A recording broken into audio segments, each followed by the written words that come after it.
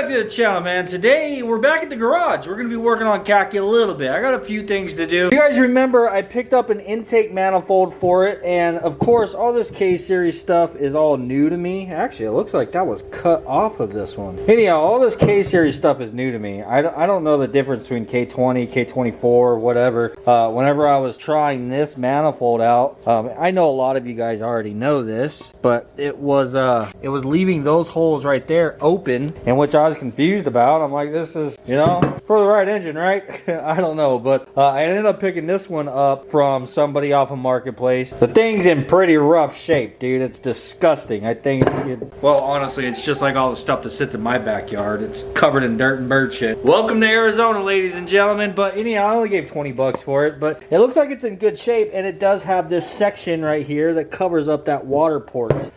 So I'm gonna clean this thing up, and we got to get it looking nice in order to put it on Khaki, of course. I picked this thing right here up from Dylan. He gave me this off of that engine that he got for the EK.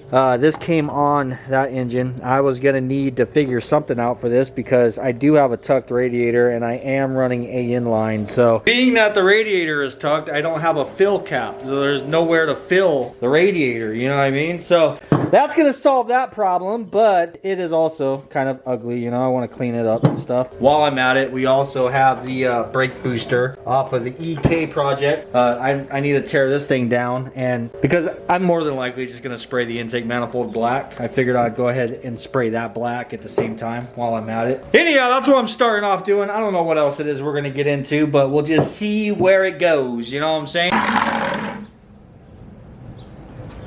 Water! Dish soap.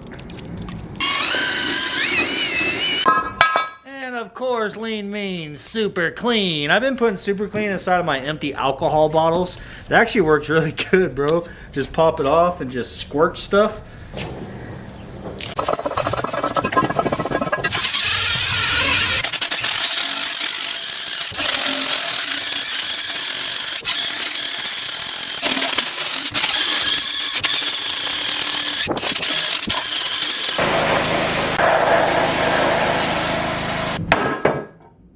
Alright, got that thing all cleaned up, got all the bird poop off of it and whatnot. I'm thinking I ought to try to kind of port match this thing. I don't know yet, man. We'll mess with that here in a minute. But right now I need to get this thing caught up. I'm gonna pressure wash it, get it all clean, and then go ahead and disassemble it. I just gotta take the master off. Cause this guy, we're gonna go ahead and sand it and prep it for paint so we can paint it with that.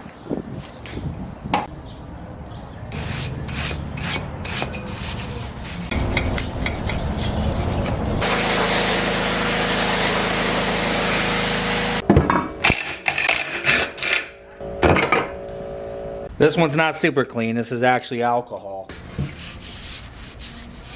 Yeah, this thing is in pretty rough shape. For the most part, if the whole thing just looked like this, you just have to simply scuff it up and then shoot it. But there's a lot of like texture down here. I'd say pitting, but it's not really pitted. It's just kind of textured, you know, from rusting. Anyhow, I'm gonna try to use just this little abrasive wheel. See if that'll actually get that like all smoothened out, so I'm not taking away a bunch of material, you know, and leaving gouges in it.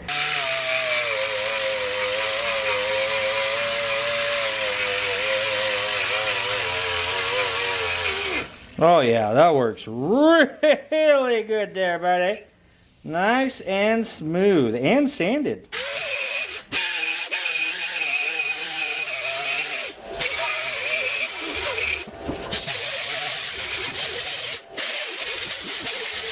I'm switching over to some 220 grit just to kind of finish this thing off.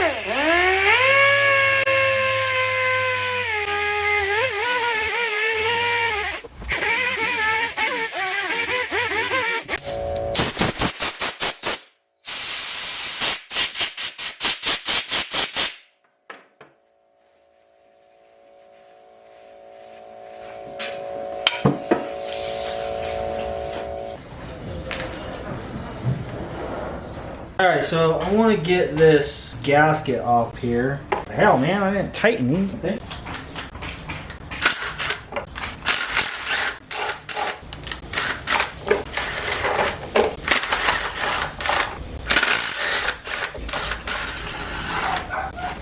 For one, this tape has been on here for a really long time, so I gotta get this thing cleaned up. But I'm gonna clean this up first, and I want to check the port on this to see how close it matches the head, and then check this to the manifold and see how close it matches to the manifold. Because if you look at these two intake manifolds, dude, they are a drastic difference. The ports on this one are just so much larger than the ports on this one. And of course, the larger ports are on the ones that don't have that water portion that I freaking need on there, dude. Like,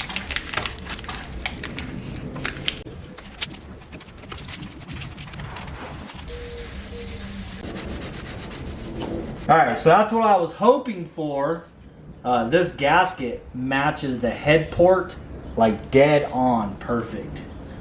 All the holes are centered and the ports are flush. So yeah, so this is the exact size of the ports on the head. But then you bring this thing over here. Now the manifolds are upside down. I think you guys see that. So the gasket is actually smaller than the ports on this manifold. So the ports on this manifold are actually larger than the ports on the head right now, which I mean, I guess more than anything you want the port to match, but being large, actually being larger would probably be worse, huh? Because then it creates like a little flat edge that the air is just kind of running into. It'd almost be better for the ports to be slightly smaller, I'd assume. I mean, of course the best thing is for the ports to match, right? But I think being slightly smaller is probably better than being larger. You see, this is slightly smaller. Ever so slightly smaller. Am I really worried about it? I mean, am I really worried about it? Do I care that damn much?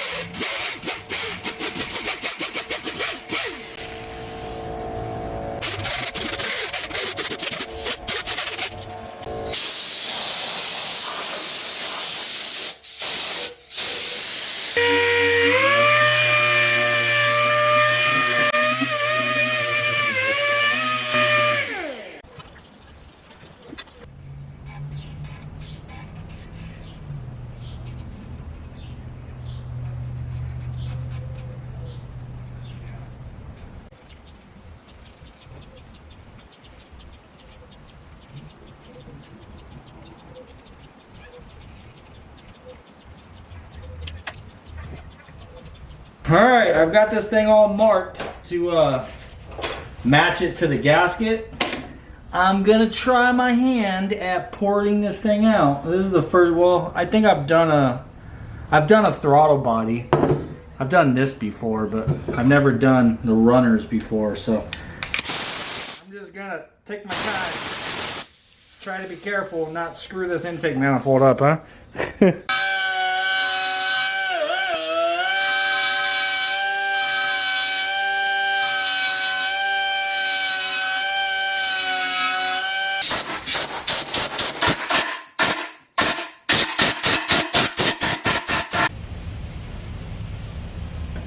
Alright, now that I know that this is going to actually work, I'll explain in a little bit more detail what it is I'm doing. A lot of times whenever I do stuff like this, I have this feeling that the majority of you guys already know exactly the process of what it is I'm doing, and you're just kind of hanging out and watching me do it, you know?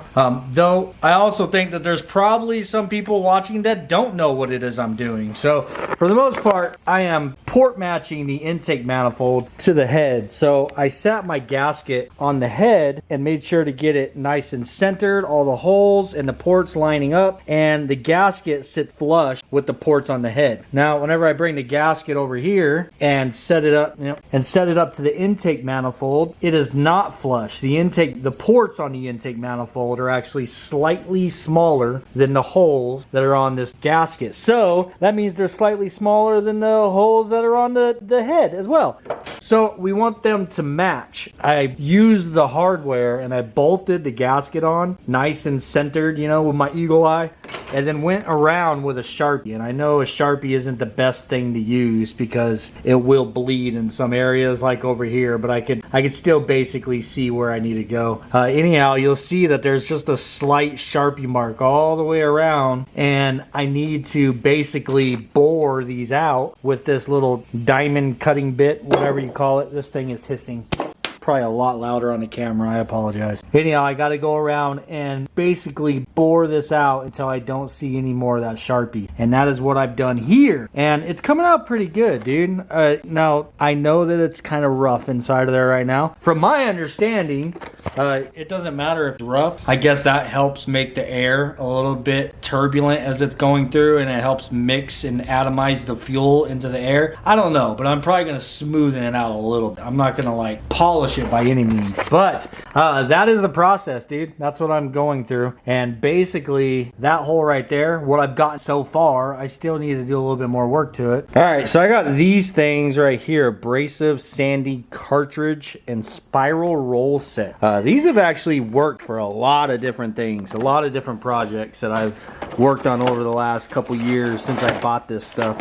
So they have these at Harbor Freight, and basically what it is this rod right here is what you'd either put inside of a drill or inside of one of these guys, and the sandpaper twists onto the end, and the sandpaper itself also unravels, so you can take sections of it off as it starts to get dull.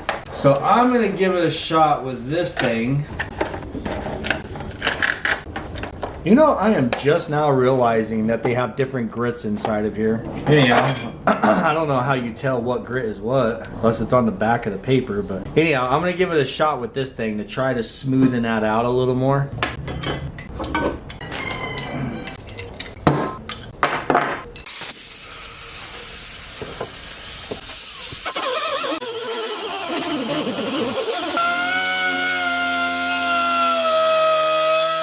All right, so I don't know if these things are because they're like cheap or something, you know, from Harbor Freight, or maybe because they're really old. I've had them for, like I said, a couple of years, but they are not handling the RPM that comes from this guy. They are literally just falling apart. So it's working a little bit better just using it on my drill, and it's definitely doing a good job of cleaning it up in there and kind of smoothing it out. I'm not done with it yet, but I just now figured out that the drill is going to work a little better. But this thing keeps moving around on me, so I got it clamped up here now.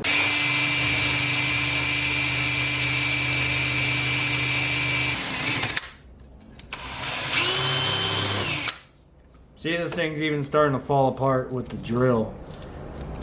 But with the other thing, the RPM is so high, like it's making it completely fall apart and just fall off. So hopefully it'll last a little bit longer on the drill. I really think it's because these things are probably old.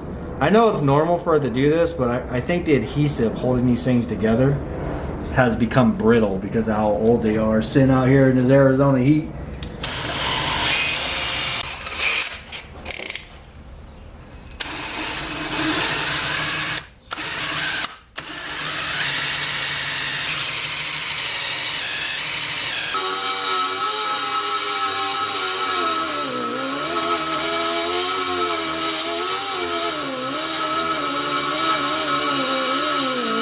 All right, there's one and there's two down. Now we just got two more to go. So I noticed something, that this thing was getting really gummed up with aluminum, and I was sitting there trying to pick it out and burnt the living hell out of myself. And I'm like, dude, I wonder how in the hell I could stop it doing that. I decided to go ahead and screw another one up. I'm just kidding. Actually, this time, well, I had mentioned that, and Jessica's just, you know, casually sitting over here watching reels. She's like, why don't you lube it up? And I'm sitting there like, it would just melt it off right away. But no, I sprayed the inside of it with WD-40. Bro, works wonders. Not only does it cut a lot faster, but it's not getting gummed up. So yeah, make sure to use WD-40, like baby said.